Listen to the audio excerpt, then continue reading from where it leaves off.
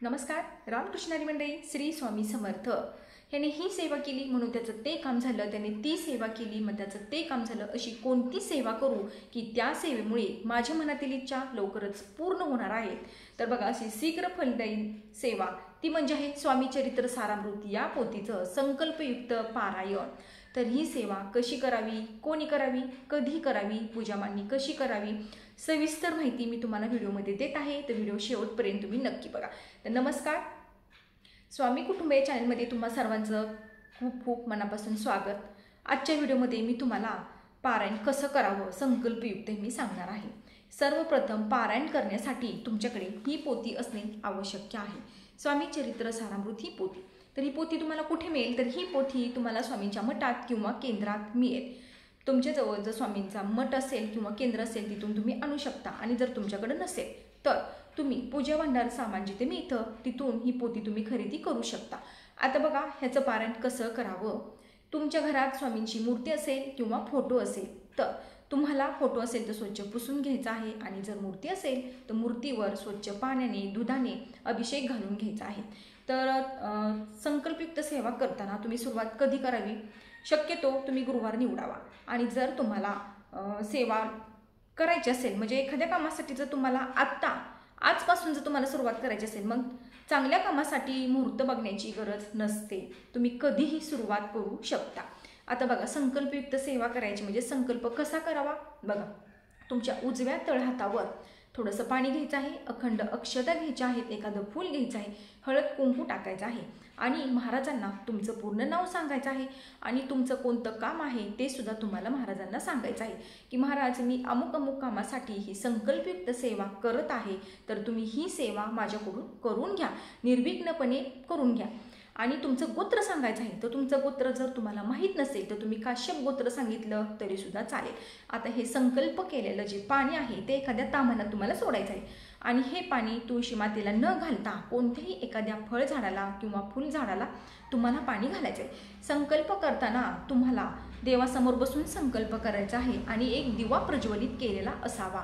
दिवा प्रज्वलित करताना दिव्याला खाली आसन द्या, त्याच्या खाली अखंड एक 4-5 अक्षता ठेवा म्हणजे तांदूळ, आणि त्याच्यावर दिवा ठेवून तो दिवा प्रज्वलित करा. दिवा प्रज्वलित केल्यानंतर दिव्याला हळदी कुंकू, स्वतःच्या कपाळाला सुद्धा हळदी कुंकू लावून घ्या, आणि त्यानंतर तुम्हाला संकल्प करायचा आहे. संकल्प केल्यानंतर स्वामी चरित्र सारामृत ही पोथी 1 ते 21 अध्याय ह्याच्यात आहेत बघा, ते तुम्हाला संपूर्ण पठण करायचं आहे एकाच बैठकीत. आता बघा, संकल्प करताना तुम्ही किती दिवसाचा करायचा आहे? तुम्हाला जितक्या दिवस जमेल तितक्या दिवस तुम्ही हा संकल्प करू शकता. म्हणजे बघा, 8 दिवस, 11 दिवस, 21 दिवस, म्हणजे जितक्या दिवस तुम्हाला सेवा करायला जमेल तितक्या दिवस. बघा, आता मी माझा अनुभव सांगते. मी माझ्या भावाच्या कामासाठी संकल्प केला होता एक 8 दिवसांसाठी की महाराज, मी संकल्पयुक्त सेवा करत आहे, तर माझ्या भावाला त्याच्या मनासारखी नोकरी मिळू द्या म्हणून. काय झालं, संकल्प केल्यानंतर मी सेवा करायला सुरुवात केली, आणि 7व्या दिवशी ज्यावेळेस मी स्वामी चरित्र सारामृत ही पोथी वाचत होते ना, त्याच वेळेस मला वाटते एक 10वा किंवा 11वा अध्याय चालला होता. त्यावेळेस एक फोन आला, पण तो फोन मी उचलू शकत नाही. तर मग माझ्या मुलांनी फोन उचलला होता, तर तो फोन होता माझ्या भावाच्या कामासंदर्भात. म्हणजे बघा, आपण जर मनापासून महाराजांची सेवा केली आणि ती सेवा मन लावून केली तर ती त्यांच्यापर्यंत नक्कीच पोहोचते. आणि महाराजांनी मी केलेली सेवा म्हणून त्याचं फळ म्हणून माझ्या भावाच्या कामासाठी मी जी बोलली होती ना, त्याला फोन आला होता कंपनीतून की त्याला कामावर या म्हणून. तर असं आहे बघा, तुम्ही कोणतीही सेवा करा, फक्त ती सेवा करताना तुम्ही मन लावून करा.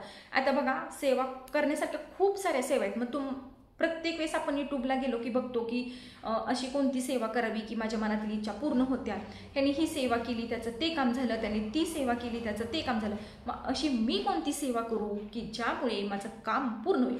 तर मी तुम्हाला सांगते, तुम्ही सेवा कोणतीही करा, अगदी कोणतीही, फक्त ती मन लावून सेवा करा. तुम्ही ज्यावेळेस मन लावून सेवा करताना त्यावेळेस ती सेवा त्या भगवंतापर्यंत, त्या देवापर्यंत ती पोचलेली असते, आणि त्याच वेळेस तुमच्या मनातील इच्छा पूर्ण होतात. आता बघा, हा छोटासा अनुभव होता. म्हणजे मी त्यावेळेस पहिल्यांदा सेवेत आलेली होते, म्हणजे फार दिवस झाले नव्हते मला सेवेत येऊन, आणि मी जी सेवा केली होती ती अगदी मन लावून. आणि बघा, वाचन करताना ज्यावेळेस मी बसत होती ती माझा टायमिंगसुद्धा एकच होता. मी संध्याकाळी 5 ते 5:15च्या दरम्यान बसत होती. बघा, आता ही 1 ते 21 अध्याय आहे, तर हे पठण करायला तुम्हाला किती वेळ लागू शकतो बघा. 1 ते 1.5 तासात ही पोथी होऊन जाते. तुम्ही जर नवीन असाल तर तुम्हाला 1.5 तास लागू शकतो. आणि जर तुम्ही दररोज 3 अध्याय पठण करत असतात तर तुम्हाला 1 तास लागेल पूर्ण पठण करायला. तर बघा, नुसतं पठण करायचं म्हणून भरभर वाचून मोकळं होऊ नका. ते समजून घेण्याचा सुद्धा तुम्ही नक्की प्रयत्न करा. कारण काय होतं बघा, आपण ज्यावेळेस सेवा करायला बसतो त्यावेळेस आपल्या मनात असंख्य विचार येत राहतात की स्वयंपाक राहिला आहे, लहान मुलं आहेत, किंवा कोणतरी येत आहे, किंवा कोणाचा तरी फोन आला आहे, बाहेरून कोणतरी आवाज देत आहे. पण तुम्ही ज्यावेळेस सेवा करायला बसणार आहात ना त्यावेळेस तुम्ही तुमच्या मनाला सांगून ठेवा की काहीही होऊ द्या, मी ही सेवा केल्याशिवाय मी उठणार नाही, असं ठामपणे मनाला सांगूनच तुम्हाला वाचन करायला बसायचं आहे. आणि त्याआधी तुम्ही आपण महाराजांना संकल्प तर करणारच आहोत की महाराज माझ्याकडनं ही सेवा निर्विघ्नपणे पार पाडून घ्या म्हणून. मग महाराज ते पार पाडून घेतातच, फक्त तुमची इथून तयारी पाहिजे. स्वामी महाराज असे आहे, तुम्ही जी कोणती सेवा करता ती त्यांच्यापर्यंत पोहोचत असते. अगदी तुम्ही मनापासून एकदा त्यांना हाक जरी मारली, त्यांचं एकदा नाव जरी घेतलं श्री स्वामी समर्थ, तर आपल्या जपाचा संपूर्ण हिशोब महाराजांकडे असतो. त्यामुळे असं तुम्ही समजू नका आता की सेवा करून, संकल्पयुक्त सेवा करून सुद्धा आम्हाला ह्या सेवेचं फळ मिळालं नाही. तसं नाही बघा, महाराज योग्य वेळ येण्याची वाट बघत असतात आणि वेळ आल्यानंतरनं आपल्याला इतकं भरभरून देतात की ते आपल्याला घेता येत नाही. माझा दुसरा एक अनुभव आहे ती मी तुम्हाला पुढच्या व्हिडिओमध्ये मी नक्की तुम्हाला शेअर करणार आहे. तो व्हिडिओ नक्कीच मी बनवणार आहे, कारण बघा तो माझ्या भावाच्या नोकरी संदर्भात होता आणि तोही सरकारी नोकरी. तर मी माझ्या भावासाठी, दुसऱ्या भावासाठी महाराजांना मी बोलले होते की त्याला सरकारी नोकरीचा योग येऊ द्या. म्हणजे त्याची तशी तयारी चालू होती, पण 8 वर्ष करून सुद्धा, संघर्ष करून सुद्धा त्याला जॉब मिळत नव्हता, म्हणजे सरकारी नोकरी लागत नव्हती. पण जशी सेवा करायला सुरुवात केली तसं महाराजांनी त्याचं ते कामसुद्धा केलं. ज्या वेळेस असं ऐकायला मिळालं कानावरती की खरंच त्याचं काम झालं, त्याचा स्वतःचा फोन आला, त्यावेळेस अक्षरशः डोळ्यातून आनंद अश्रू वाहत होत्या. त्यामुळे मी तुम्हाला सगळ्यांना कळकळीची विनंती आहे की सर्वांना सांगते की तुम्ही बाहेर बघा, आपण एखाद्या ज्योतिषांकडे, बामणांकडे जातो की म्हणजे घरात वादविवाद होतात, किंवा लग्न जमत नाही, किंवा आणखी आपल्या सांसारिक अडचणी आपण ज्या बाहेर व्यक्त करत असतो त्यावेळेस बघा तिथं आपण पैसे ठेवत असतो आणि ते जसं म्हणतात तसं आपण वागत राहतो. पण बघा इथं 1ही रुपया खर्च होणार नाही, फक्त खर्च होतो ती म्हणजे तुमच्या मनातील भाव. तुमचे भाव जर आतून चांगले असतील, मनापासून तुम्ही सेवा जर करत असाल ना, तर बघा या सेवेने तुमच्या मनातील सर्व इच्छा तुमच्या पूर्ण होणार आहेत. त्यामुळे तुम्ही सेवेत राहा आणि ही सेवा संकल्पयुक्त करून बघा. बघा आता तुम्ही आज वार शुक्रवार आहे, जर तुम्ही आजपासून जर सुरुवात केली तर तुम्ही पुढच्या गुरुवारपर्यंत तुमचे 7 दिवसाचं पारायण पूर्ण होणार आहे. 7 दिवसात तुम्हाला हे कडकडीत पारायण करायचं आहे. तर ह्याचे नियम काय आहेत बघा, तुम्हाला नॉनव्हेज बंद, 8 दिवस तुम्हाला कसलंच नॉनव्हेज खायचं नाही. परान्नसुद्धा तुम्ही घेऊ नका. जर तुम्हाला फळ तसं पाहिजे असेल तर मी सांगते, परान्नसुद्धा तुम्ही कुणाचं घेऊ नका. तुम्ही फक्त तुम्ही स्वतः बनवलेलं खाऊ शकता. नॉनव्हेज पूर्ण बंद करायचं आहे. जर तुम्हाला मासिक धर्म आला असेल तरी सेवा तुम्हाला करता येणार नाही, किंवा सुतकाल असेल तरी सुद्धा ही सेवा करता येणार नाही. फक्त तुम्ही मन लावून ही सेवा करा. बघा तुम्हाला 8 दिवसात महाराज तुमच्या मनातील इच्छा लवकरच पूर्ण करणार आहेत. पण आपण ज्यावेळेस सेवा करायला बसतो त्यावेळेस तुमच्या मनात किंतु परंतु अजिबात आणू नका. काही लोकांना सवय असते, एवढे दिवस झालं मी हे काम करतो, एवढे दिवस झालं मी ही सेवा करतो, माझं अजून काम झालेलं नाही, मग हे पुस्तक काय काम करणार आहे. जर तुम्ही असं म्हणला तर तुमचं काम होणार नाही, मी तुम्हाला आधीच सांगते.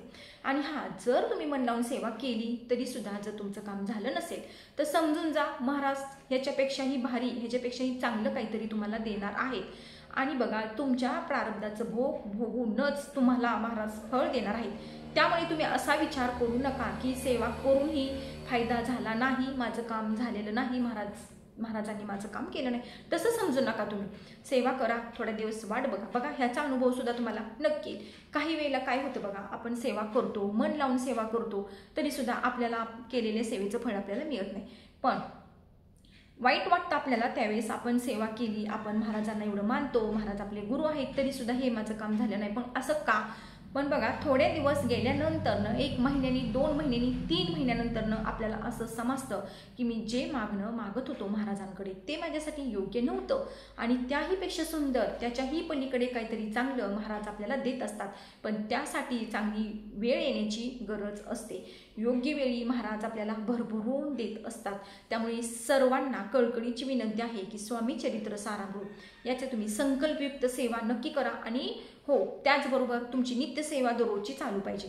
नित्यसेवा म्हणजे काय बघा, स्वामी चरित्र सारामृत या पोथीचे दररोजचे 3 अध्याय पठण करायचे आहेत, 11 माळी जप करायचा आहे. जर तुम्हाला 11 माळी जप करणे शक्य नसेल तर तुम्ही दररोज एक तरी माळ, कमीत कमी एक तरी माळ महाराजांची करा. आणि त्याचबरोबर दिवसभर तुम्ही जे कोणतं काम करतात ते काम करताना तुम्हाला श्री स्वामी समर्थ, श्री स्वामी समर्थ या मंत्राचा तुम्हाला जप करायचा आहे. मग बघा महाराज तुमचं कसं काम करत नाही. आणि हा, तुमचा हेतू स्वच्छ पाहिजे. दुसऱ्याविषयी मनात कोणाची कपट नको, कोणाची निंदा नालस्ती नको. तुम्ही भलं, तुमचं काम भलं, तुमचं नामस्मरण भलं, दुसऱ्याचा विचार आपल्याला करायचा नाही. तर केलेली सेवा महाराजांच्या चरणी रुजू करते. व्हिडिओ आवडल्यास लाईक, शेअर आणि सबस्क्राईब करा. तोपर्यंत तुम्हा सर्वांना श्री स्वामी समर्थ.